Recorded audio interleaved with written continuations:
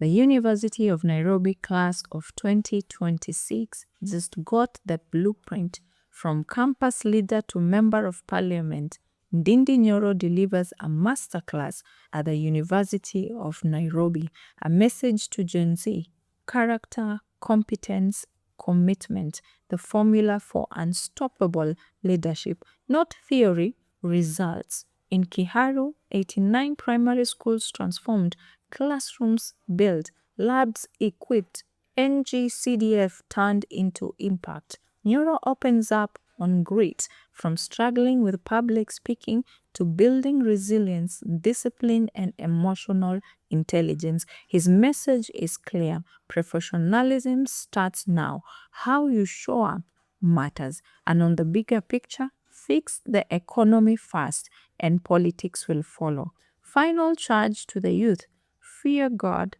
work hard, solve problems. Not a generation of comfort, but a generation of nation builders. Like and comment your biggest takeaway. Share with someone who needs this age, and subscribe for more investing breakdowns.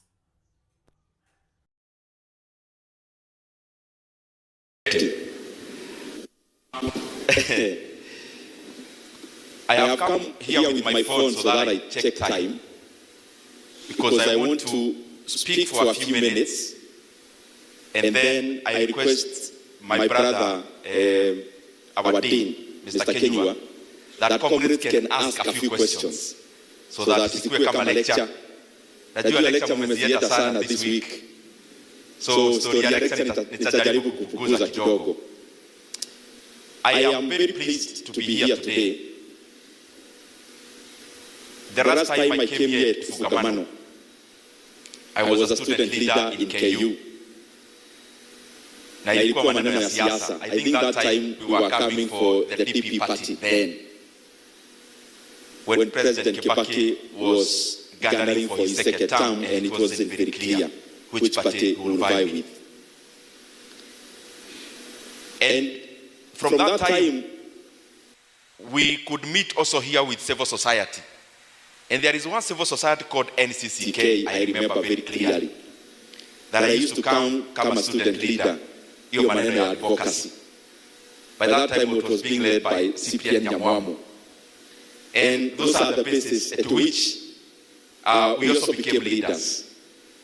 But before I come to the topic of the day, I have to say that I'm very, very pleased to be here as a member of parliament for Kiharu.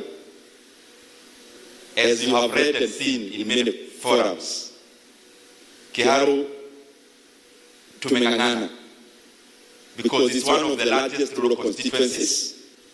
Actually, our NCCK section was previously the clerk of the county assembly of Murang'a, and therefore he's very well versed in that area.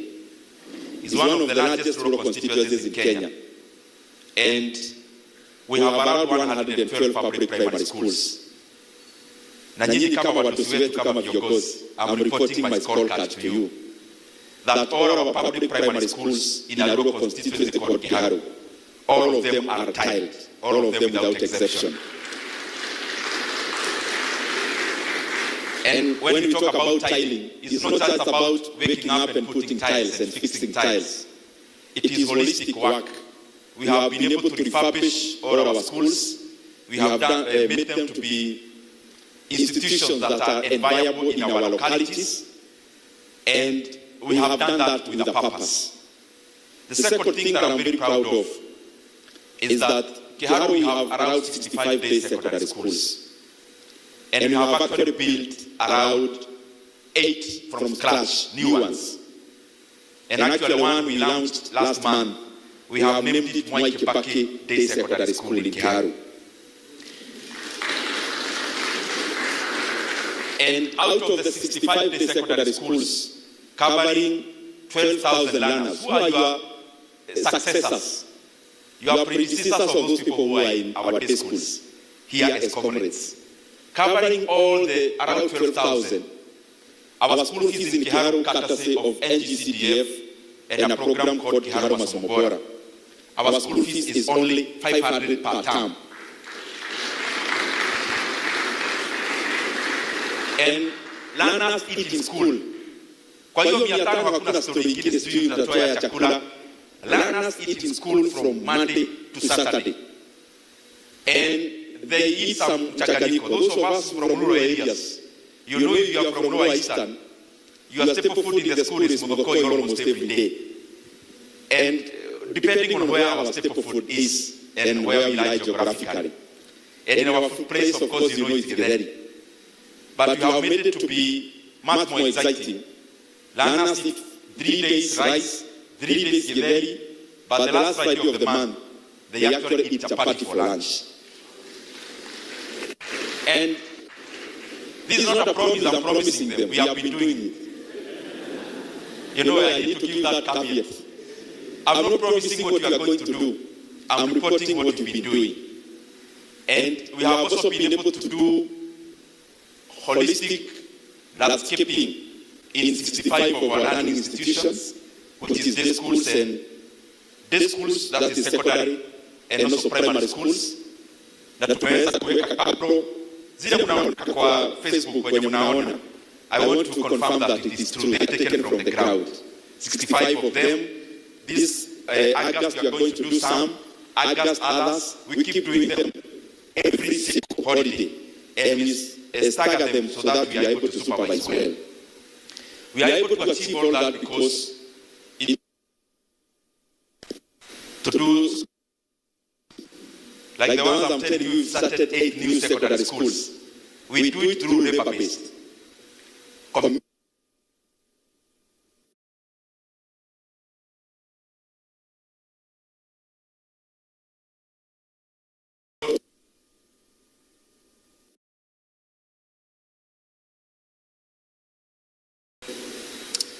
This one for works, public works. We only get support, technical support from them, but the rest of the work is done by the local community. So that every shilling inabaki hapo kwa crowd, and every utility of the money, none leaves again Kiharu to come to Nairobi.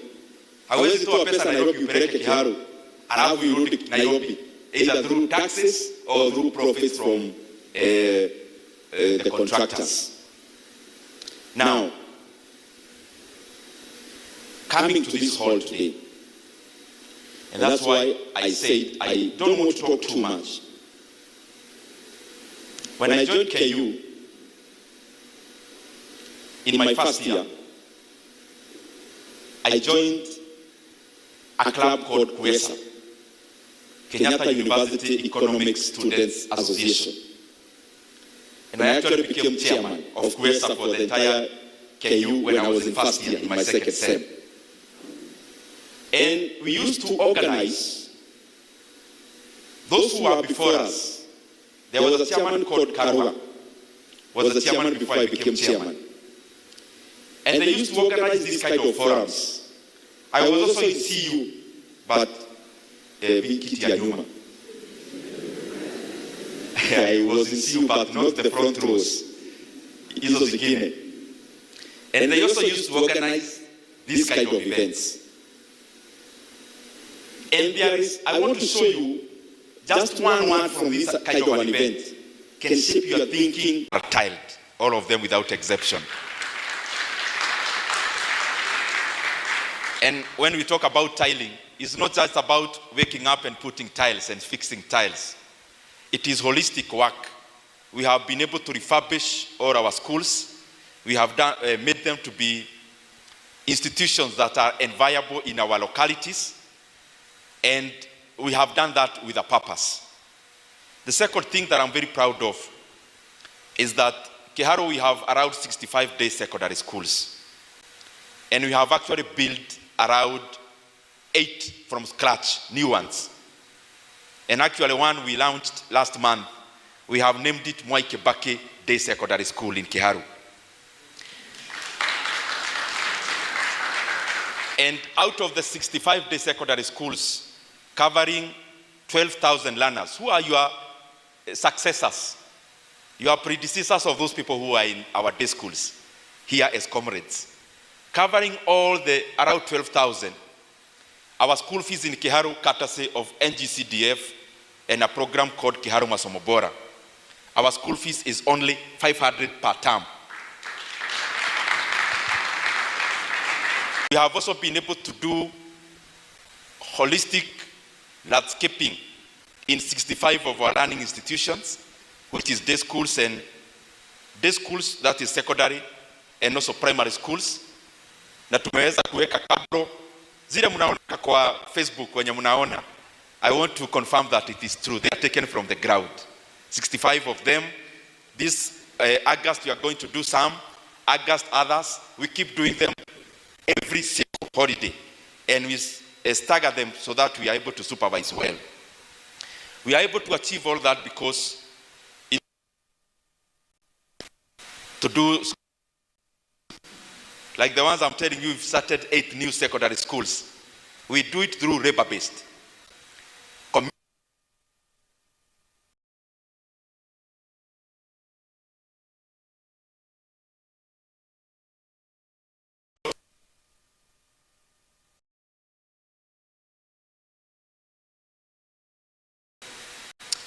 This one for works. KU, in my first year, I joined a club called KUESA, Kenyatta University Economic Students Association. And I actually became chairman of KUESA for the entire KU when I was in first year, in my second sem. And we used to organize those who were before us. There was a chairman called Karuga, was the chairman before I became chairman. And they used to organize these kind of forums. I was also in CU, but kiti ya nyuma. I was in CU, but not the front rows. Hizo zingine. And they also used to organize these kind of events. And I want to show you just one word from this kind of an event can shape your thinking all your life. So one time we had organized a career forum, which had been organized by KUESA, Kenyatta University Economic Students Association. And they had invited some gentlemen, I think from either PwC, PricewaterhouseCoopers, or Deloitte, one of the two. So this gentleman told us one thing. It may look very shallow, but I've always done it by default from listening that day. So this guy, he was talking about how you vile unavaa kama mwanaume. It doesn't seem like it's important for us in this hall, but it was a topic that was handled that day. And I am glad I was there. So they told us, as a man, when you wear a light trouser in terms of color, you then wear a darker shirt. I know mnajiuliza sasa huyu jamaa anatuambia story ya kuvaa. I'm just telling you what I had then and I've always practiced so that you see these kind of forums are never in vain. Nikatika hapo. Then they told us, you can't wear a suit and a sport shoe. And I've never done that since. Then they told us something else. I actually don't remember the name of the person who said it, but I remember what he said. Then he told us in terms of grooming as a man, the official wear. So hiyo story ya trouser ndio nimalize. Wakatuambia, then ukivaa trouser dark, you can't wear then with a dark top. You know, by the time inverted. Me, I used to think, to be smart, you wear a black trouser and a black shirt. So inakaa suti. That's what I used to think. My mind changed that day. Then in terms of grooming, I am discussing official color like our NCCK, SecGen. There are some official colors which you have to wear based on your career. Naona wengine wanajiangalia kama wako sawa.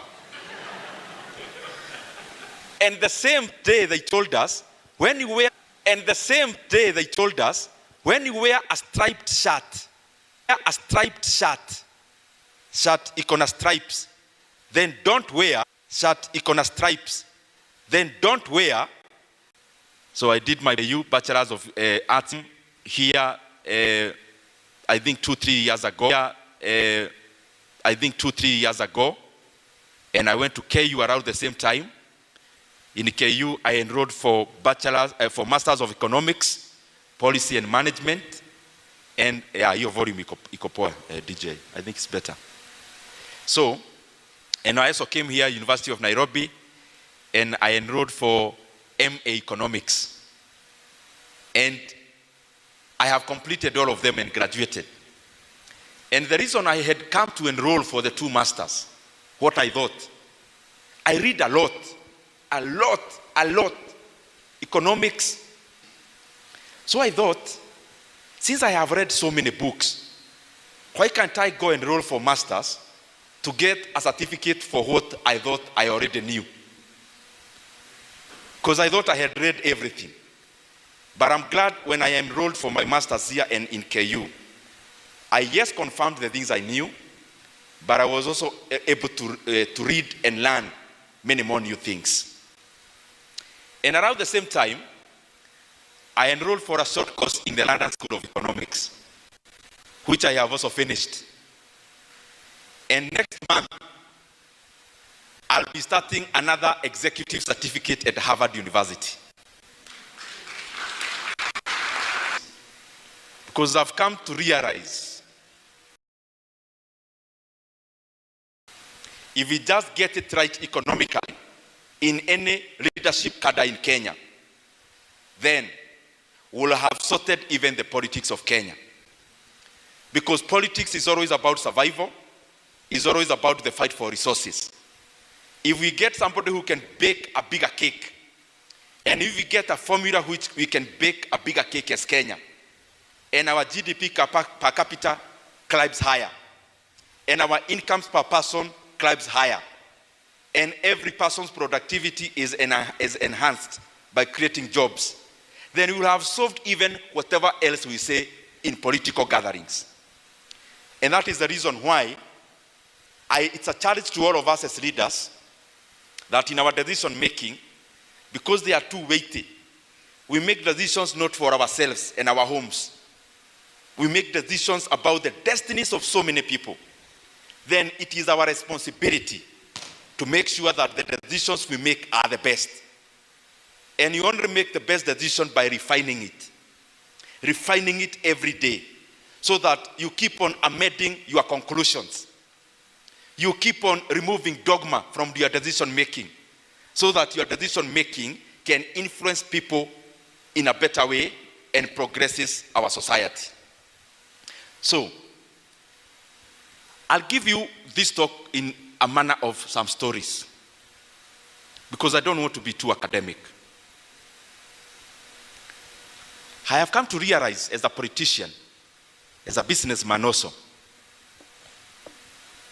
some of the things that cut across in whatever you are pursuing as a man, in whatever you are pursuing as a Kenyan, as a citizen of the world.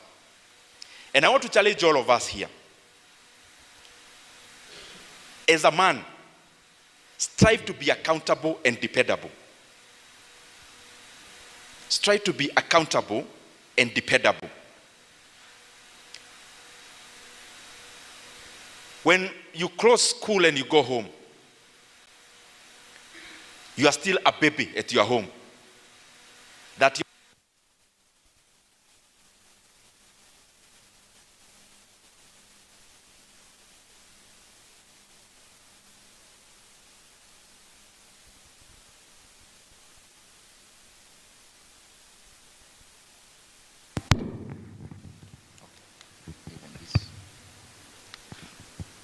even this is fine. That your parents or your guardians can't take a break because they have a baby at home and you're a comrade. That every time somebody at home has to check on you. Oh, John, umekula supper? Otieno, did you take lunch? Your parent at home in Homa Bay is calling you here you are a comrade at University of Nairobi, to look after you and how you are faring. Gentlemen, now that you are a comrade already in the university, you are already a mature man. You should be a solution provider. You should no longer be a bother now to the people you left in the village and in the estates. And I can tell you, even us, when I was joining KU, mi vile barua ilikuja ya kuenda KU as an undergrad, it was then my business to know how I'm joining KU, including fees for the first sem. So I left Muranga. I had been a volunteer librarian in the school I was in. So when tulikaribia kujoin university, I came here to Nairobi. Nikaenda industrial area, got a kibarua in a size of company called Taita Estates. Did some vibaruas. By the time we were reporting as freshers, mi nilikuwa already niko na fees ya my first semester. Now of course nikalipa na nikaongeza help kidogo. And I can tell you the entire time I was in KU, no one came to check ati nafanya nini KU ama kuangalia nalalanga wapi. Wewe ukiwa mwanaume huko, wewe ukilala nje lala. Ungangane kimwanaume. It's only one time my sister came, not necessarily it was just a visit kuniona tu, but not to check huyu jamaa anafanya nini na analalanga wapi. So when you are a comrade, this is the place where you start first of all developing that responsible person you want to become. And you become responsible by being dependable and accountable. So that people are no longer worried about what you are doing. It is you who is worried about whether your mother had some uga ya kupika. It should not be the other way around. And every time you think about this, because it's holistic, it's not just about being a comrade, it is also about in real life. There is a story that's given, maybe you have read it, about a king. It's a mythical story. A king who had gone by the roadside, in a road where the road had been blocked by a log. Muti ikianguka na ikaanguka.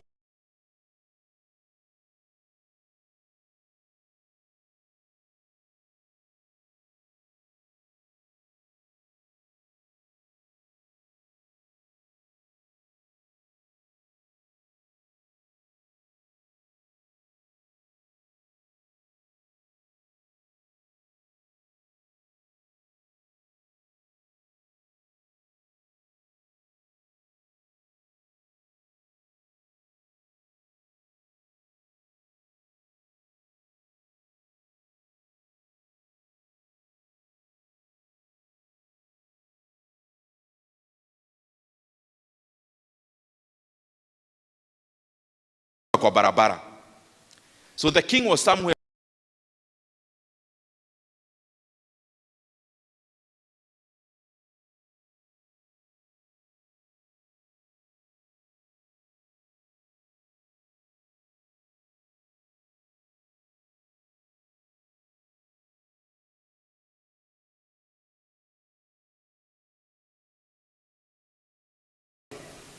That time it was precious metals, gold.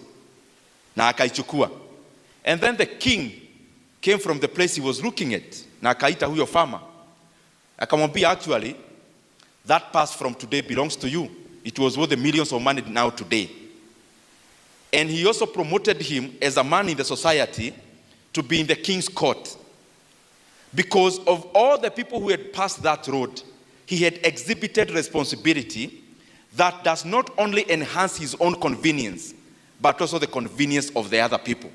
So malipo yake ikakuwa hapo hapo instantly, but also in the long run, his livelihood was improved from that day. Many times when we are here in the university, we are in our homes, we get jobs, we become members of the society. We only want to look inwards. What is my own convenience? Without looking at the convenience of the general population. Responsibility, accountability stretches beyond you. It also stretches to others. So that you can sleep late at night Not just thinking about you and your convenience, but also thinking about others, thinking about the world, thinking about Kenya. Because when we make the world a better place, even us, our lives are enhanced. As a man, number 2, you have to be forthright and firm. There is no man mtu wa kuyubayuba na upepo. Forthright and firm comes in even in decision making. You've come all the way. You attended a day school in your home. You attended a national school. You came to the University of Nairobi. But because you are frivolous, when people say, let's mock this, then you are jumping in the bandwagon. Let me also try. When people say we have to go clubbing, without even knowing whether there is utility in that, you jump in the bandwagon. If you have to club because you know you are getting utility out of it, and it's your decision. Whatever decision you are making, let it be your firm, forthright decision. Let it not be a wavering decision that is influenced by the opinion of others. But then when you consider your opinions, what you hear called considered opinions, they are called considered opinions because they are not just opinions from the air. You have been able to hit it on the wall and you have tested those opinions. Once you have formed those opinions about you and your life, then be firm and defend them. And you defend them in terms of doing, but also in terms of speaking. So whatever you think is right, defend it. And you owe no one an apology.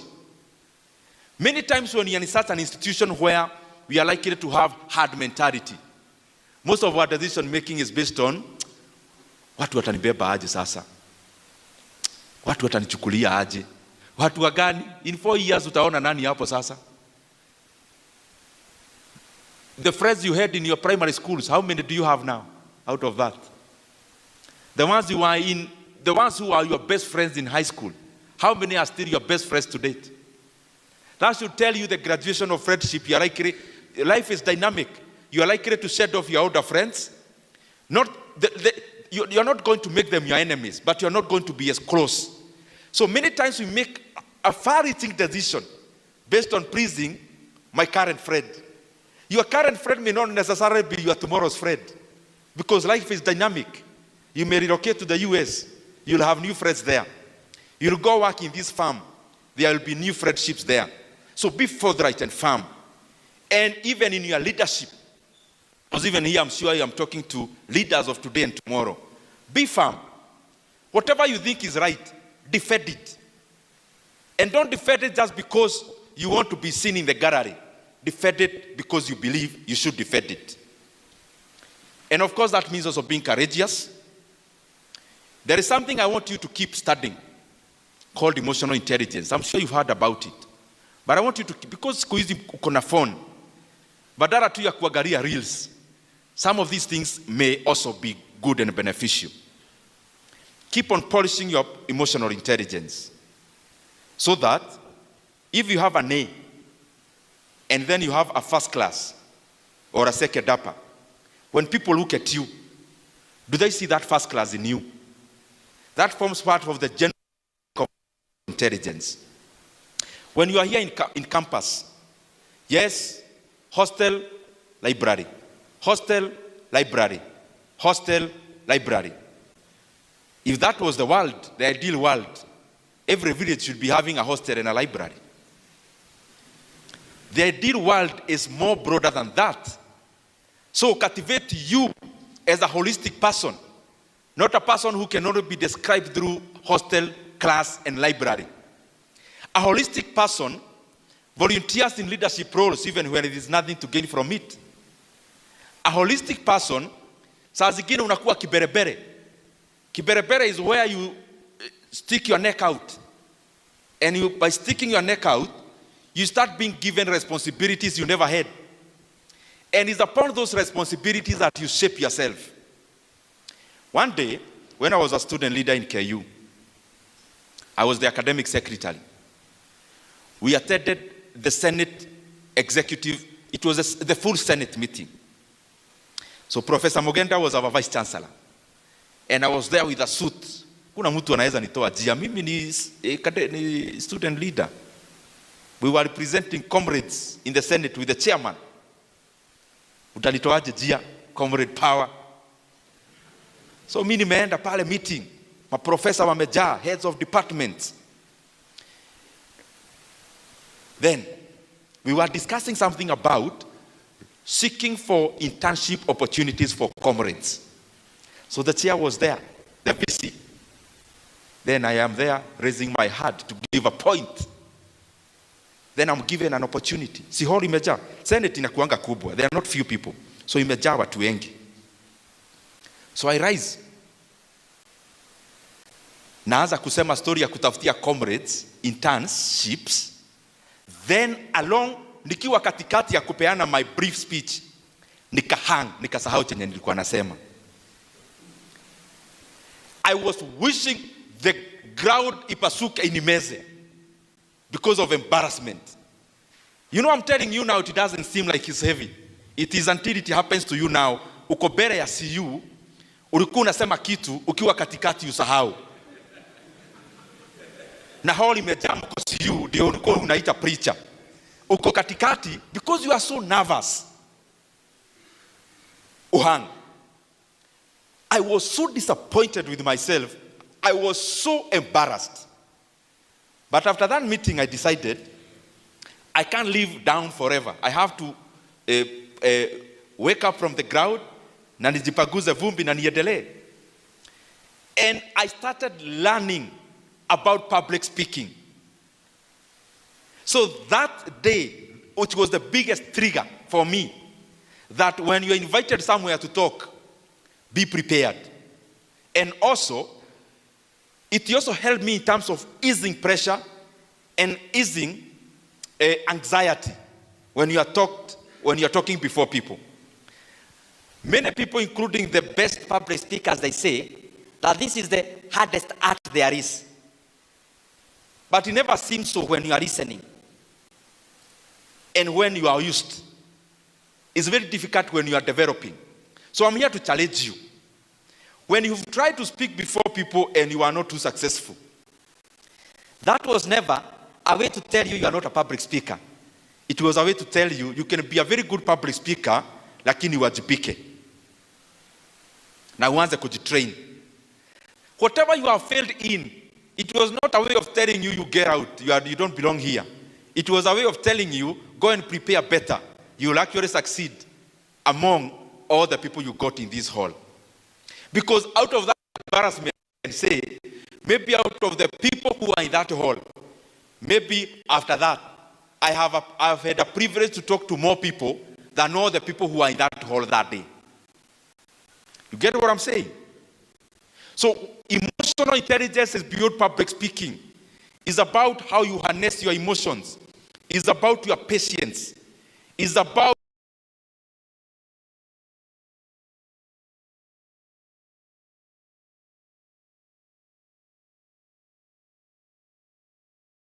your facial expression.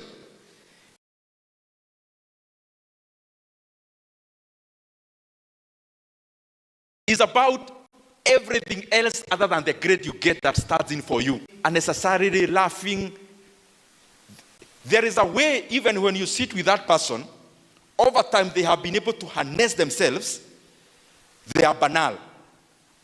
Banal meaning, when I'm speaking to you, nikiongea na wewe, I can learn so much about you without you uttering a word. Because I'm watching at you, ukiongea, I'm seeing more than you are speaking. Now those kind of leaders, and that's what I want you to be, have been able to harness themselves. They do not unnecessarily exhibit emotionalism, because emotionalism is a weakness. So when Brad Putin is doing a bilateral somewhere, you never see him laughing, forgetting, facial expressions. The same way he started, he says, even if you do something so funny, he'll grin a little bit and go back to default settings. Look at Xi Jinping. Every time, look at his photos, the ones you know, and all the TV's interviews you have ever seen him. Same facial expression. Why? You are representing over 1 billion people, Chinese people. You can no longer afford to be emotional, including not emotional in terms of doing, emotional even in exhibiting. So what I'm trying to say, start knowing yourself early, know your weakness. I can't speak before people. Start learning how to be a better person. Start seeing that or learning about yourself. You forget a lot when you're speaking to people. Hizo ni tujinga, uodoe. Ukipewa mic una shake. It doesn't tell you you throw the mic. It tells you start perfecting it, getting more opportunities, harnessing internal courage, and shedding off anxiety. Emotional intelligence is all that route. It's bigger than what I've said. Because of time, you read about it. It will help you, believe you me. Resilient. Resilient as a man. Hizi vitu unajua tunazisema hapa, zinakaa tu class. Tumezisikia hizi vitu from primary school. Hata high school tukasikia. Yani hata uni tunaongerewa story ya kuwa resilient. Maybe the reason they are repeated is because of how far-reaching they are. The most celebrated US president is called Abraham Lincoln. When you see Abraham Lincoln in the photo, what you see there is not only the former president of the US. You see resilience in a photo. In the Kenyan setup, a man vies for MCA, he doesn't win. He wins for MP, he doesn't win. He wins for Senate, he doesn't win. He vies for Senate, he doesn't win. He vies as a running mate to be vice president of the US. Their ticket collapses. You know, saa zingine tukisema hizi vitu zinakaaga tu story. Hebu jiweke hapo kwa hizo shoes. You are a Kenyan, you vie for MCA, unaanguka. MP, unaanguka. In subsequent years, for Senate, ukaanguka. To be running mate, now president, ukasema nimeanguka hizi zingine zote wacha nikuwe running mate. Pia hiyo mnaanguka. Unavai president, unapita. And after passing and after the victory, you become the most far-reaching American president who united the US to be what it is today. Gentlemen, as I'm speaking to you, the small things you passed, zile zinafanya roho yako karibu ina crash. I am here as your fellow man to tell you, that's nothing. You have not done anything yet. For you to be a man who can be far-reaching in terms of impact later, those small failures you have had, they should only be part of building you. They should never be part of putting you down because they are nothing. This guy had even a mental breakdown. Juu ya kuaguka hizo vitu zote. Then anapita kuwa president wa US. Na anakuwa the most far-reaching, the most celebrated, the most remembered. As a man, you cannot be anything else other than resilient. Saa zingine mimi naongea hivi saa hii na mic. Naongea hivyo kwa sababu that's what I believe in. Na resilience ni also, even when there are hiccups in politics, in your academics, in leadership, those hiccups, already you preempt them because you already knew you are coming, so I'm here. So hakuna kitu ya kukushtua kama mwanaume. No one.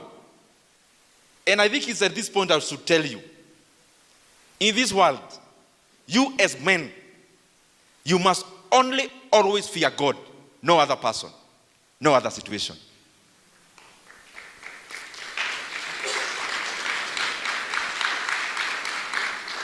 Na mimi nawaambia kama mtu wako siasa. And I also want to tell you, I'm telling you what I practice. Mimi hii dunia siogopi binadamu yeyote. None. But I only fear God. Hata huu jamaa unaogopa, hawezi manufacture hata oxygen yake ya 2 minutes. Unamuogopa juu ya nini sasa? Abiwe a manufacture oxygen yake. Hawezi. Then akuogopa kwa nini? You know, that gives you now, I'm not talking about people. I'm talking about situations. A situation comes, sometimes you see, hii sasa hii imenigonga ile mbaya. But ile inakugogesha kwa ukuta, it's making you stronger and harder.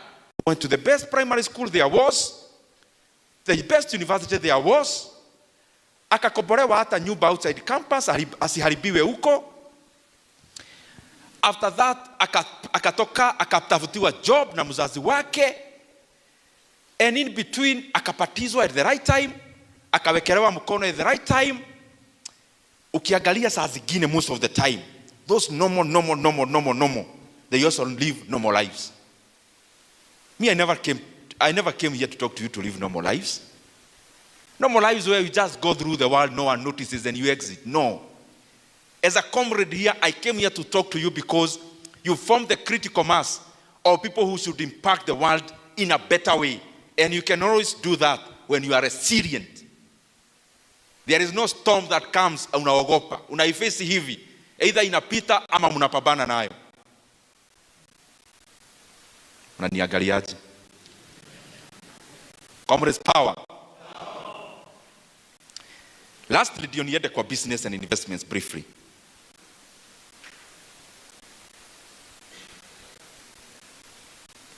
Wacha niwape ka story kidogo, because ambition pia husaidia.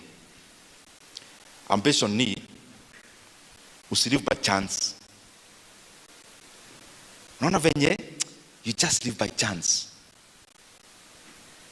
Uko tu hapa UoN, ile itakuwa ikue. Una graduate, sawa tu niende nikang'ang'ane kama wale wengine. Right from here, you must start thinking about you, what you'll be in the next many years to come. Na story nawapea mimi ni real. Mimi nilitoka primary school hapo village, nikaenda high school hapo tu village. Huko high school nikashona viatu from first year. I was a cobbler kwa wale wanafunzi wengine, because I needed pocket money. It was a boarding school but almost a day school. You know those boarding schools that are almost a day school? That one. It had actually become boarding like 2 years before we joined. It was previously mixed, first of all mixed boys and girls, but also mixed in terms of day and boarding. So by the time I was joining, it had been made pure boarding. And it had been made pure, no, it was still, I think, mixed men and women, boys and girls. So nikaingia hapo, kaanza kushona viatu. Because lazima ningetafuta pocket money nikae kama wale wengine. Second, form 2, kuanza kuoperate canteen ya hiyo shule. Ilikuwa inaitwa Kiabugi, tukagoma sana, ikabadilishwa ikaitwa St. Paul's.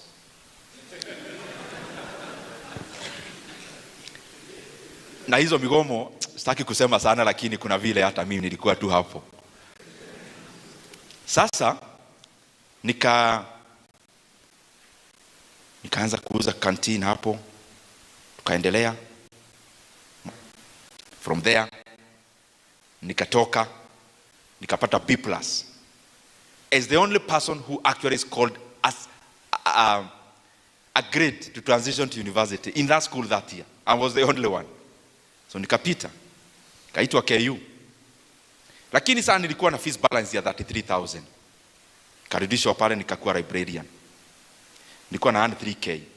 1,500 kukilia school fees. 1,500 ndio mshahara. Nikakangana like a year. Nika clear ile fee balance yangu. Sijui kama ili clear, I was able to clear all of it, but I cleared to the extent I could. So time came now, we were to join university around September or October there. So kibaru yangu ikaisha beginning of the year. That's why how I came hapo nilikuwa nawaambia Taita Estate. Kuna ghetto ilikuwa pale South B inaitwa Marigoini. Nilikuwa nakaa hapo. So unaenda hapo. Now the reason nawaambia hivi ni hivi. Time nilikuwa librarian nikiwa hapo Kiabugi. Mimi nika dream kwa vitu mbili na nikaziandika pahali. Want to be wealthy, but number 2 to be a leader. Those two things. Na nikasema naanza kupasiu hizo vitu. Kusoma nini? Hizo stories zote za Abraham Lincoln. Mimi nilisoma hiyo time. That time. Because there was nothing I was doing per se as a librarian in a small school. So nikajoin KU. Kujoin KU ni zile vitu na business. Na katakata story mrefu. So first sem, ile pesa ya ida na help, nikalipa school fees for the whole year. Because nilijua sasa hapa, mimi nikijoin campus, nilijua ndiasa ni mimi. Because my father alikuwa amepass.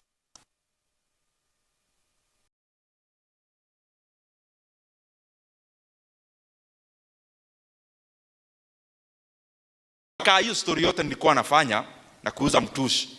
So that I feel I'm a man. Because the rest at home, they are sisters. So, niko hapo hivyo, KU, first year. Sasa nimejisort, nimelipa fee ya whole year. Second sem, kwanza hii first sem, uberebere tu, kuesa nimeikia huko, nikakuwa rep, class zetu, niko class rep, na class rep pia niliingia by default. Because my sister alikuwa amefanya wedding. Sasa hii wedding nikabaiwa suit ya green. ya kusimamia my sister akifanya wedding. So mimi nikiwa class na suti, my lecturer, maybe he's watching, we still talk to date. Alikuwa anaitwa Mr. Kenya Jui. My lecturer wangu KU. So unajua vile lecturer anaigianga, anasema you know classes hapa university mna need class rep. Akasema, where you young man with a suit, you look like a class rep. That's how I became a class rep, because of my green suit. So berebere nikakuwa class rep hapo, nini. So second sem is where many things happen. So niko second sem, mimi nikaenda KM. Najua mnaendaga KU. Kini siju ya kusoma, najua why you go there. So mnajua Nyayo na KM mnaijua. So nikaenda hapo nikaanza ka hoteli. Sasa help ya second sem. Jamaa rafiki yangu maybe ana watch, ako UK anaitwa Wamwere. Nikamkopa help yake. Tukaenda Gikoba. Tukanunua masufuria. Sasa second sem unajua ni next year sasa. Inaanzaga hapa mwaka ikianza. So mimi na Wamwere tumeenda Gikoba tumenunua masufuria. Sasa kwenda kwa hoteli yangu Vatican Cafe. Ndio tulikuwa tunaiita. Juu kulikuwa na Baghdad hapo KM, so nikaona Vatican watu wataipenda juu ya sentimental value. So nikachukua Wamwere, tukaenda Kikosh. Lakini kufika Nairobi tunaulizana na Wamwere, kwani siku hizi Nairobi kuna uniform? Majamaa wamevaa black na kuna so many red Nairobi. Sisi tukasema wewe tununue sufuria tuachane na hii story. Kuchukua sufuria Gikoba, kufika town ndio tuende ile stage ya KU. Iko karibu Rudhuri. Wamwera akaniambia akona girlfriend. Hii kwanza nikashangaa huyu jamaa ako class ya juu aje. First year akona girlfriend. Nikajua hii ni dynasty. Kumbe hasra ni mimi peke yangu hapa. So Wamwera akaniambia niko na girlfriend Rudhuri Avenue. Tupite hapo tukimsalimia. Tukapita hapo tumebeba masufuria. Dem alikuwa anauza phone accessories. Nikaona anatuongelesha kama hatujui, nikashindwa kwani Wamwera anajiforce kwa huyu msichana. So unajua venye msichana anakuongelea hivi, bado ana hang phone accessories hapo, anapaguza. Hakuna eye contact. So si tukaenda KU. We later on came to realize this day, the reason why there were so many reds, it ilikuwa Valentine's Day. Na badala ya Wamwere apeleke maua, tunaenda na sufuria. So huyu msichana alikuwa anashangaa, hawa majamaa wananiambia wanafanya economics. Economics gani nasoma na sufuria? So nikaanza ka hoteli kakaanguka. Kwa sababu comrades walikuwa wanakuja wanakula, walafu wananiambia tuonanie class. Sasa unakula kwa hoteli unanilipia class. Ka hoteli haikufanya poa, kaanguka. Same. Ile dream nyingine. Nikasema mimi navai. Nikavai kuwa Congressman School of Humanities and Social Sciences. BA tulikuanga hapo.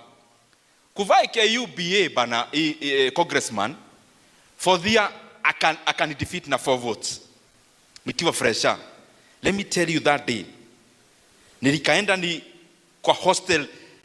Nilikuwa nalala nasikia kama bed imewashwa jiko hapa chini. Because sasa hoteli imeanguka. Politics imezimia hiyo time sasa ya campus. Nikaona ama nikuwe tu just a normal student. History na jisubu. I was so stressed because I thought imefail yani kwa biashara na kwa siasa. Nikaona sasa ama nikuwe just a normal student, sionagi wakuwa na stress. Wale wa class, library, nini.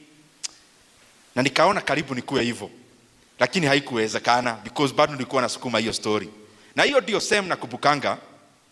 My sister ndio alinivisit KU, nilikuwa namueleza kuna my sister alikam KU. Akakuja na nyama. Niko first year, second sem. Pesa yangu imeishia hoteli. Ili kuwa imebaki imeishia siasa ya kuvai congressman. Alafu my sister anakuja na nyama. Mimi na rafiki yangu anaitwa JMO tukaona, sasa sem imebakia sijui wiki moja ama 2. Tukikula hii nyama saa hii, the whole of the sem tunafanya nini? Ilibidi tuuze hiyo nyama. Ndio ikuwe sukuma na unga ya kumalizia sem. Na hiyo sem ikaisha kama tuko watu very broke. Lakini after that nikasukuma long vacation, nikaenda nikapata internship in a stockbroking company. Na that is the basis of what I do in finance. History yote naongeaga ya shares ilianza hiyo first year long vacation. Because in that long vacation nikaona sina fare, nimepewa na my aunt kuka nyumba. Lakini sina fare ya kukuja town. Initially nilikuwa nimepata internship Ministry of Trade. Gava huwa hailipi. So I used to just to come na hatukuna job unapewa. So kuzurura town nikaona I visit my former MP called Ndindi Nyoro. Si anipe job, nimuonyeshe venye mimi ni kigogo ya vijana aniduge kitu. So nilikuwa naenda nimwambia ama student leader, ukitaka kura ya Kiharu ya vijana unione. Lakini nikapata a meeting. Secretary wake nikaona ananiangalia hivi juu tunajua makomrades zingine default tunabebaga CV hata hujui ni ya nini. Ama that time si tulikuwa wajuaji ukiwa first year uko na CV. So nimebeba ka CV, nimepata mheshimiwa kwa meeting, lakini nimeambiwa na huyu secretary, mheshimiwa kwa meeting lakini unaweza acha CV. Mimi siko naenda kuuliza job. Lakini nikaona to be polite, nikaacha CV. After 2 days, mimi naona phone call. Kijana, unaitwa Ndindi? Ulikuja hapa kutafuta kazi? Yes sir. When can you come? Now sir. So nikaenda, it was a Wednesday. It was a Thursday. So nikaenda hapo nimedunga hivi. Mheshimiwa ndio huyu, mheshimiwa Ndindi Nyoro sasa. Young man. Then nikaanza kunipea story how we come from the same village. I didn't know much. Sikuwa najua lineage hiyo sana. Akaniuliza, you came here to ask for a job? Remember initially kutafuta kitu kidogo. Nikamwambia yes sir. When can you start? Now sir. Nilianza job hiyo afternoon. Na hata venye tulifungua after long vacation sasa kwenda second year. Sasa mimi nikakuwa mtu ana work na bado ako uni. So nilikuwa natoka university very early kukachi ile basi ya KU ndio ikuwe cheap fare. Alafu na leave office nikiwa late, nikiwa wa mwisho. Ndio pika waishuke, ndio fare ishuke. Sasa juu ya kukuja kazi mapema juu ya fare na kuenda KU very late juu ya fare, kampuni ikafikiria I am the most hardworking employee. So that ikiisha kukakuwa kuna peanwa ile employee of the year award. Nikapewa na nikapewa 50k. Juu ya fare, si ati juu ya job. So what I'm just trying to hiyo ka story. No one paid my school fees. Not from there. Any school fees from hiyo time hakukuwa bursaries. Ni kungangana huku kimwanaume. And something kept pushing you or pushing me because nilikuwa mjuaji, nikapata student leadership nini. My heart, I could never feel a bursary form hata zile za university. because I was feeling like I don't deserve to get. So after that, second sem ya second year, nikavai, nikakuwa student leader, na sasa tukafika mpaka kwenye tuko graduating. Nikaambia my mother wenye walikuja hapo graduation ceremony yangu, nikawaambia waniobey nisipate job, because I knew the best way or the most efficient way to trap me was to get a job. Nikawaambia mkienda mniobey ndio nisipate kazi, ndio nisipate. Najua mnafikiria na make mistake. Si mistake. Si kuwaambia waniobey nipate job, niliwaambia waniobey nisipate kazi. Hebu sema nisipate kazi. Najua hata hutaki kusema juu unataka job. So, comrades, when you set out to do something, then even when the others are so strong against it, I remember even that time after graduating, naona marafiki wangu, huyu amepata job Equity, asachukua kalona akona gari, huyu mwingine amepata job PWC, nikaona ama nianze kuuliza job. Just imagine if I asked for that job then, nipate kazi Equity, ningekuwa wapi saa hii? Ama the other place. I'm not saying it's not a good employer. I'm just saying it would have been better for me to aim to be an owner of Equity, but not to be an employee of Equity. And I was seeking to be a business owner, to be an employer. I was not seeking 1 minute to be somebody's employee.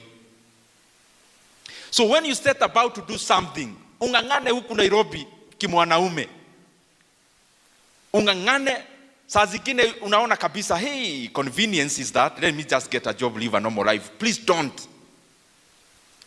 If you are in medicine, au watu wote wako kwa hospitali ya kina Metropolitan, he's a man from my village, ni watu wako na damu kama yako. When you una dream at your dreamest of the dream, ni kupata kazi Absa, kupata job Equity Bank, which is now the largest bank in Kenya. My friends, Equity Bank ilianzishwa na mtu kaa wewe. So, even when you are getting a job ukiwa comrade, hiyo tu ni ya kukusaidia kuona how companies are run. It should not be a net to itself. The head of the head should be you owning that bank, not the bank owning your labor and your hearts and your brain. Naenda kumaliza naongea two things which they have also been very far-reaching to me. One is business.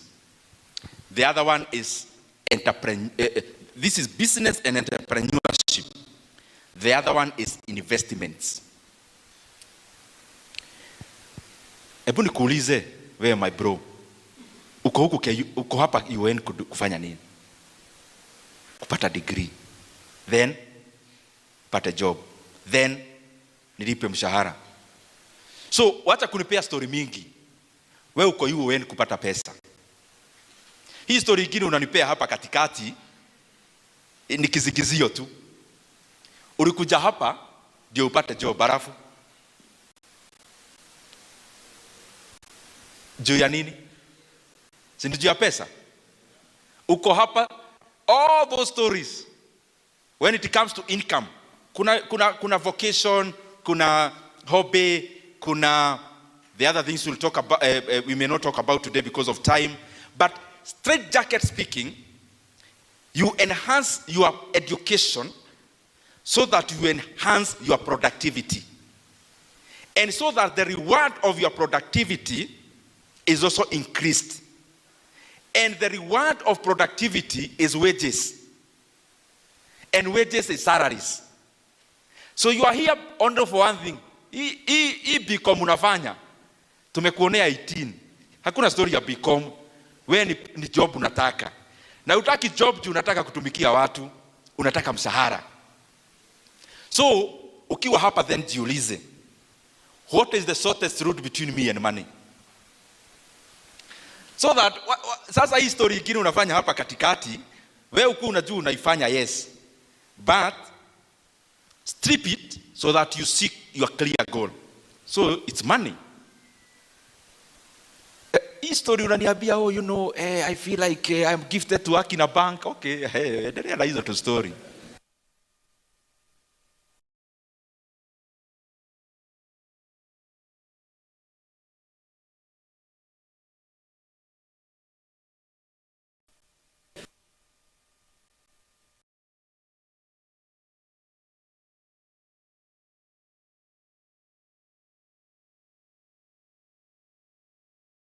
Helps you to do one thing.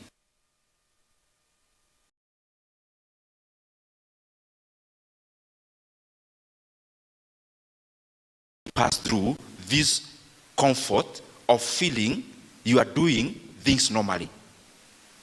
So if you are here na unafanya BCom, unafanya econ, campus for me inakuaga place ya ku-open mind, sio place ya kusoma. At the graduate for me, yes, try to get that first class. It's good. Itakusaidia pahali. Even to prove a point, it will help you. Just for people to hear you had a first class. But, ukifanya hiyo first class na all that, don't lose your eyes from the goal itself. Then jiulize hii mapema leo. Ukitoka campus upate job ya 150,000 as a fresh graduate. Ya 150. Tuseme wewe sasa ni yule mtu gam, usave 100,000 a month. Inaia utakuwa umesave pesa ngapi? Inaia? Nisaidieni bana kusema 1.2. So in 10 years, utakuwa umesave pesa gapi? Ceteris paribus, holding all other factors constant. Utakuwa umesave how much? Yeah? 12 million. Huwa una graduate ukiwa miaka gapi? Anamo graduate? 24, 25. Kuja rafiki yangu, hii suti haiwezi potelea chini. Kuja tafadhali. I think you are the person I was describing. You are very smart. Tumpigie makofi. Kuja ndugu yangu. Kuja ni hapa. Kuja ni hapa. Wewe, acha kuangalia mwingine, ni wewe. Kuja hapa ndugu yangu. Nataka mkiwaona mnakumbukaga hii point. Sawa? Una graduate ukiwa what age mostly? 24. What is your dream car? Prado. Haya, what's your dream car? Toyota Hilux. Haya, ukigraduate ungetaka ukue unakaa in the next 10 years hivi, ungetaka ukue unakaa mtaa gani hapa Nairobi? Karen. Huyo hata asimamia hata huyo. Sasa nataka mchukue bairo na karamu. So ukitoka hapa, which course are you taking? Agriculture. If you are so lucky as a fresh graduate, utapata job ya how much month ukiwa your first salary? Hapo 80 ama 50. To double ikiwa 150. Tuseme you are luckiest of the luckiest. So in a year tumesema umesave how much? In 10 years? In 20 years? 24 million. Najua wengi mtaniambia, you know, her salary itakuwa added. Ndio maana hata nimechukua double yake na kuna kitu inaitwa time value for money. 150,000 ya saa hii itakuwa different ya next 10 years. So that's why we have standardized that salary. So in 20 years, you graduated at 24, utakuwa age gani? 20. 24, in 20 years utakuwa? 44. So, na hapo saa hiyo umesave how much? Plot Karen ni pesa ngapi? Half.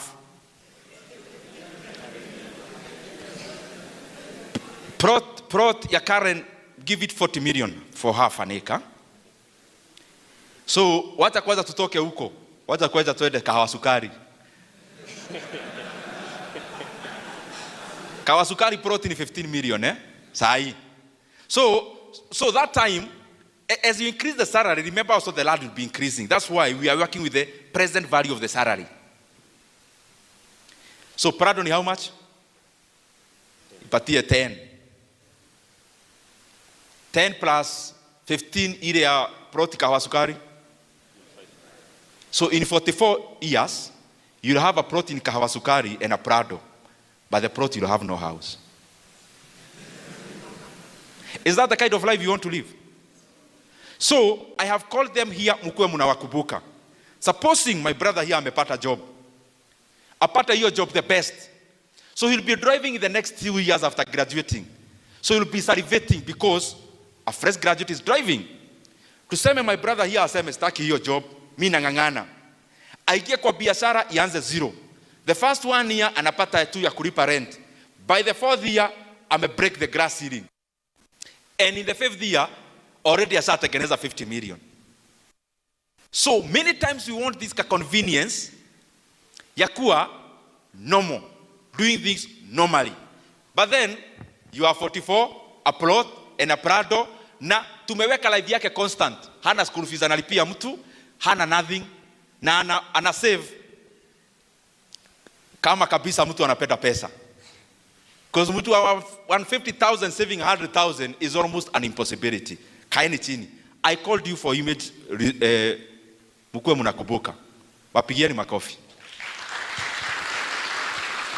So ukiwa campus, don't tell me you are not a businessman. Businessmen kwani uzaliwaje? Don't tell me, you know, the world has a space for everyone. We need people in the offices. Exactly the point. That's why you are in this forum. All the people in this forum, they came because they can be business people. How wakuajiriwa wacha wakuwe wenye wako hapa. And I wish like half of us here, in many years to come, will have refused to get jobs and will have taken over the idea of having businesses, and you'll be running businesses and employing people. Now, start with the idea as a business. Idea must be something you love, something you always feel like you're in vacation doing, because remember, you are still living even when you are doing business. So, usivumilie kufanya biashara. You know the way, unaweza ajiriwa kufanya job, ukiamuka tu hivi, your heart is sinking. Even in business, stop just doing it for money, because you not do it with passion. Start with an idea which you are passionate about, but differentiate between passion and hobby. So that you don't chase a hobby thinking you are chasing a business idea. That person has to have market. If your hobby, your passion has no market, you are in delusion. You are delusional. And I want to tell you this because with all much respect, Kenya, for example, let's say wewe ni muibaji. It doesn't pay in Kenya. You are a writer. I have written a book, so I am telling you the things that are practical. There is no money. So differentiate between where iba hapa hivi ni sawa tutafurahia songs. Lakini ujue utafute biashara, hiyo sio biashara in Kenya. Because if there was, tukesimamisha watu 10 hapa waseme walipata millions of money from singing. So do it as a hobby. You love doing it, but still look for that business idea. Business idea is something you can actually sell. And as you do that, look for something you can make a product which people can buy to use. They will not be buying to sympathize with you. You know the way unaanza kabiashara hapa ya kuuza socks hapa campus. You are begging your classmates, you are appealing to their sympathy to buy your products. That's not a business. Hiyo ni kusubua watu.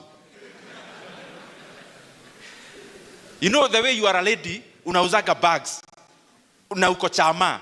Ukifika chama, people can't breathe. You are bulldozing selling bags to them. They buy to please you. That's not a business. That's coercion. I'm not talking about coercion and sympathy related. Look for a business where you can make a product that actually people buy. And after you do that, structure it. Whatever small you start as a business, structure it. Structure it by keeping books of account. Hata kama ni kwa Excel. So that later on you can commercialize that. Because after you do that, you already have a product, whatever. It can be a service or a real product. As you sell it, Maybe you are CPAK and you are BCom, useme, mimi staki job, naanza my own farm. So from day one, the first client, keep books of account. Later on, scale. For you to be very wealthy, you have to scale your business. You have to. When you have a business where you only sell with your own mouth, that can only sustain you to live. It can't make you wealthy. Wealth is created out of scalability. You can scale the product. Scaling means you can do it in mass. It can serve many more people. And after that, think about financing. Now, uko na kabiashara, ulikuwa unauza phone accessories, na ulianza kufanya ukiwa campus, kamekuwa kakubwa, umeenda China, ukaona you can actually start assembling here in Kenya. You've actually started, but you need some boost of money. So which are the sources of money? Somebody to give you, bank to lend you. Those are the ones we know. So I'm not talking about the ones you know. I'm talking the ones we rarely explore. If you just Google now, later on your free time, you realize Kenya had billions of money last year coming into Kenya on something called private equity. Then you wonder, who are these people? Private equity is this. You have a phone company, an accessory company. You've upgraded, now you are doing assembly. But for you to scale, you need 20 million shillings. You own 100% of your business. So you call somebody with, they come into your business. You give them 25% of that business. If you give them 25% of that business, and they have given you 20 million, 20 million, you can now bring it down. It can be 2 million, 1,500,000. I'm just using it for simplicity's sake. It means your business from there is valued at 80 million shillings. Because if somebody gave you 20 million, and you give them a quarter of the business, it therefore means the entire business is valued at 80 million. So you buy the machines and you scale further. But you realize Kenya is becoming small. You want to expand to the region. So you need to expand even bigger machinery, bigger equipments. So you source in somebody with 50 million shillings. That person with 50 million shillings comes in and you give them 10% of the business because it has already grown. Remember, you had already given somebody 20%, 25%. You've given another 10%. But this 10%, because the company is already grown, you took 50 million for 10%. So the entire business is now valued at 500 million. So your remaining 65% is worth much more than when you had the 100% of that business. And if you took a loan. So think beyond traditional ways of financing. Because I have never seen a company that has excelled through loans. None. Facebook was venture capital. Tesla, venture capital. PayPal, venture capital. All of Meta, which is now Facebook, sorry. Nvidia, which is one of the largest companies in the world. Venture capital and PE. So you continue now owning less percentage, but of a bigger value. So as you do business, have that at the back of your mind all the time.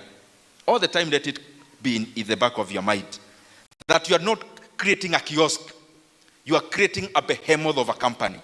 Let it always ring in your mind. That for you to get into billions, you can't do it through a kiosk. You have to expand beyond there. Beyond subsistence.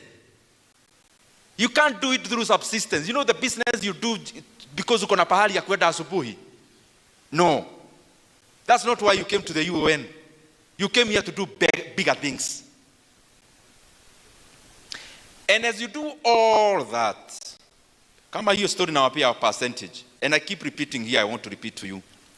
Mnaona Equity Bank. Walitengeneza profit ya 75.5 billion Kenya shillings last year. Equity ni ya nani? Ni ya nani? Ebu shout. Shout better. I think I'll send him this clip. Shout better. Who owns Equity Bank? Now listen here, guys. He owns 5% of Equity Bank. But all of us know ni ya nani? He owns 5%. Institutional investors are larger than him. He is the single largest individual shareholder, yes, but there are many more companies which own Equity Bank bigger stake than him. But look at it this way. They made 75 billion in net profits. So they're paying dividend of 22 billion shillings to shareholders. So what is 5% of 22 billion? No, 5% of 22 billion. So him, as an individual, he's getting dividend of how much? My brother? He's getting dividend of 1 point. Imagine that. So he had 1.1 billion in dividend. Take any company in the NSC, take Sanlam, a whole listed company. Take Kakuzi. Kakuzi is an entire listed company which owns tracts of land in Muranga. They made a profit of around 300 million shillings, the entire company. So, would you rather be owning 100% of Kakuzi or 5% of Equity Bank? 5% of Equity Bank is giving one person 1.1 billion in dividends. And remember, sitahesabu ile ameritain. If you just do the profit, 5% of 7.5 billion is how much? 5% of 75.5 billion. Can you imagine? So his 5% only made a profit of 3.75 billion shillings. So always have that at the back of your mind. If you combine all agricultural companies in Kenya, Kapchorwa Tea, Rimuru Tea, Kakuzi, Sasini, all combined, their 1 year profit is less than the profit James Mwagi, who owns 5% of Equity Bank, is getting in dividend as a single shareholder. So what I'm saying, if you want, you can still keep your 100% of your business and keep earning less. But nikitoka Sharks niliambiwa mwanaume lazima akuwe na shamba. So the first salary you start paying for, you take a loan, you start buying a plot. Expand your mind about what capital markets this. Ujue shares ni nini, fungua CDS account, na usiniambie huna pesa. You can buy shares that as a 1,000 shillings. Answer, at least for learning purposes. Uelewe. And I can tell you here as an alumni of UoN and KU, I have made more money passively than actively. Me, not red. The money I've made through working actively, through business. Oh, sijui, there is a time I had an IT company connecting watu na internet, nini, hizo story, mingi hivo. Doing all those, I have made more money in multiples than I have made in active business. So, expand your horizon. The people you see, akina Zuckerberg, akina Elon Musk, when you hear Elon Musk is worth 800 billion shillings, it's not money that has passed through his hands. It is the valuation of his companies that have increased. Let's say the Kenya Power, I have a few shares there. So, you buy these shares at 1.8 shillings 2 years ago. The shares are now 16 shillings. Which active business would have given me that money? So what I'm trying to say is that expand your horizon between what you know, beyond what you know. Ujue US, stock market ya US ni gani na gani. Hii New York Stock Exchange ni nini, Nasdaq ni nini, Singaporean stock market ni nini, what is listed there? What is even this NSC we hear about here Kenya? Hii ni nini? Plan even a trip to visit NSC. The CEO will host you there. Know what things happen there. So that by the time you are leaving, you are grounded in terms of investments. Nipigieni makofi. So, ya mwisho, nataka niongee mambo mbili peke yake ya nchi. And I didn't come here for politics today. That's why I want to restrict myself. But I want to say two things. One is that it is important. I think nisimame hapa ndio ikae serious. So there are two things I want to speak about, national ones. And I want to request our leaders, those who are in decision-making levels in government, you are trivializing a very important matter of fuel supply chain in Kenya.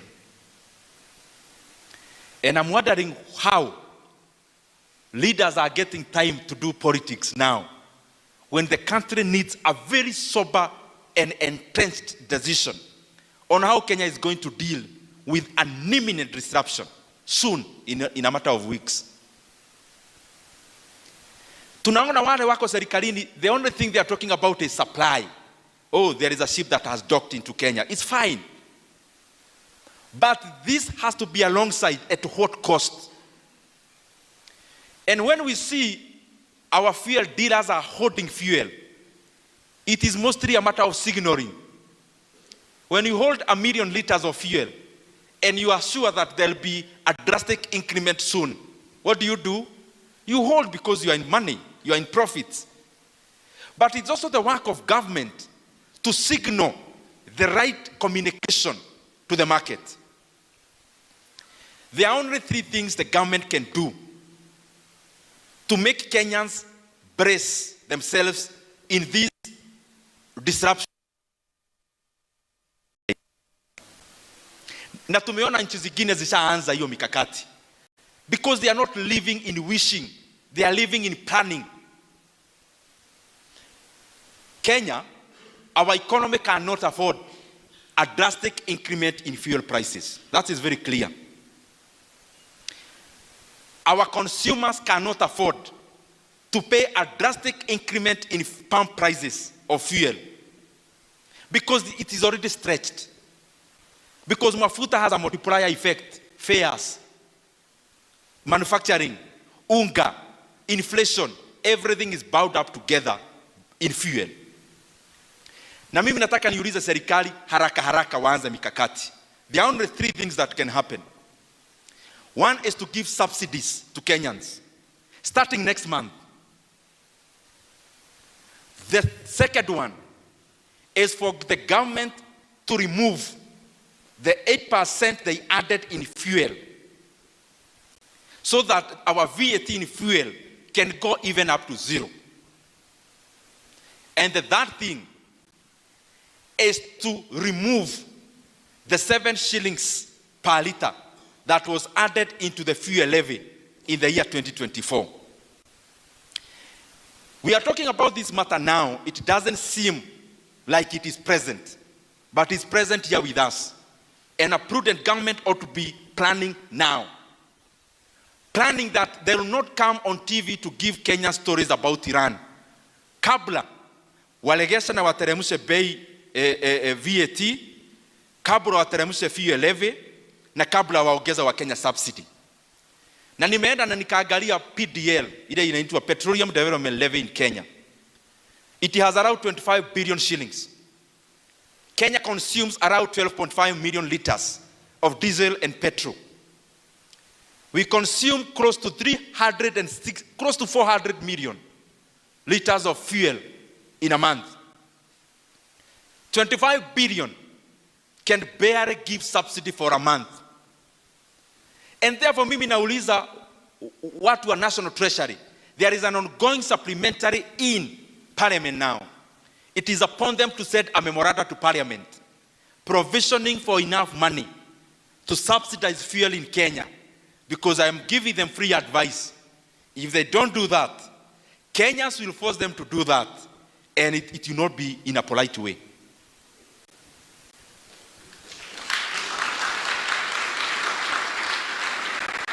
So mimi nawauliza mambo ya mafuta serikali mapema mfanye kama serikali zingine za ulimwengu. Nchi ambayo haitoi mafuta, ile kitu unafanya ni kuangalia levies and taxes na kupeana subsidy. Kwa sababu serikali isikae pahali ijaribu kuimagine ya kwamba Kenyans shoulder fuel increment without government doing something about it to ameliorate the matter. So lazima, na ni mapema, tunasema mapema kwa sababu muda iko, at least a week or two. Wale wako serikalini mapema, mjue ya kwamba Wakenya wanatumia 12.5 million liters of fuel daily. Around 400 million liters of fuel, diesel and petrol per month. The Petroleum Development Levy collection, ambayo ni stabilization of fuel in Kenya, kwa sasa iko na bilioni 25 peke yake. Ukiangalia ya kwamba ulimwengu disruption ya mafuta vile imeenda, inaonyesha ya kwamba this 25 billion can only cover like just 1 month of subsidy. So mapema mimi nawauliza hivi, sasa kwamba kuna supplementary inafanyika bunge, waongeze pesa ya fuel stabilization. But the second thing, vile tu waliongeza bei ya mafuta kupitia kodi, sasa wakati imefika ya Kenya kupeleka chini VAT ya mafuta.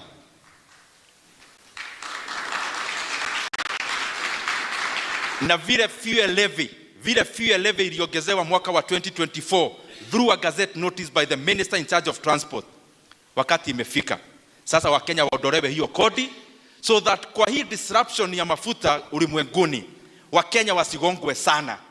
Kwa sababu Wakenya wakigongwa sana, viwanda zitagongwa na bei ya maisha itapanda.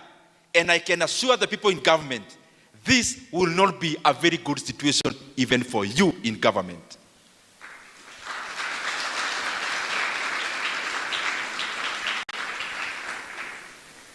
Ya mwisho, Kenyans, we have an obligation, all of us. We can't keep, as comrades here, you have your right to complain when things don't go right, is it? But we also must do something about it as Kenyans. And now there is a process ambayo inaendelea Kenya ya kuchukua kura. Na vijana wa Kenya wamekuja na program ya Niko Kadi. Mimi nauliza hawa watu wako serikalini, because we've been there and we know. The people in government are trying to associate themselves with this program that is coming out from the young people of Kenya, so that they sabotage it. And I want to tell them, it will not be possible to sabotage the Niko Kadi program ya vijana wa Kenya.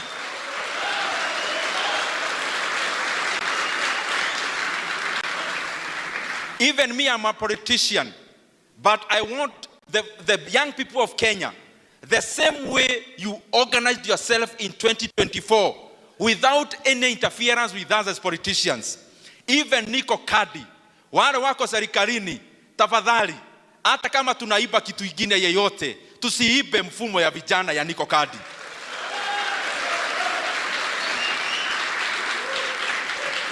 It must be let to run organically. And the young people of Kenya, don't be distracted. Please, do not be distracted.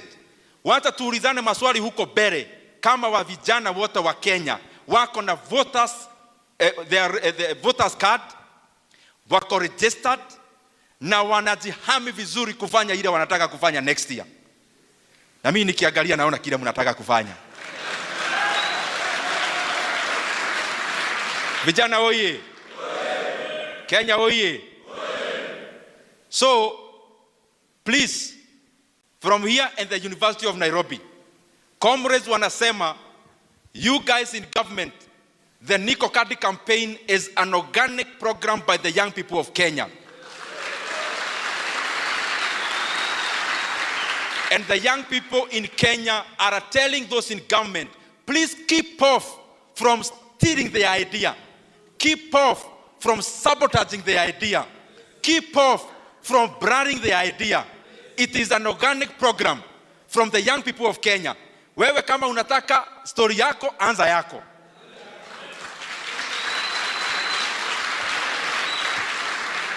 Please keep the focus, my brothers and sisters. Keep the focus. People would want you to lose faith hapa katikati, msichukue kura. But I'm very glad. Na nimefurahi sana. Malaini zinapangwa zinakaa hivi. Na kuna watu wanaona vijana wamepanga line wanachukua kura, wanaanza kutetemeka. Vijana wanawaambia mtatetemeka bado hamjaanza. Kwa sababu malaini zitaendelea kujaa. Na vijana watachukua kura. The young people of Kenya watachukua kura. Na sisi wa Kenya wote, na wahisi kila mtu, let us register as Kenyans to be voters next year so that our civic duty can do something into making Kenya a better place. Thank you very much.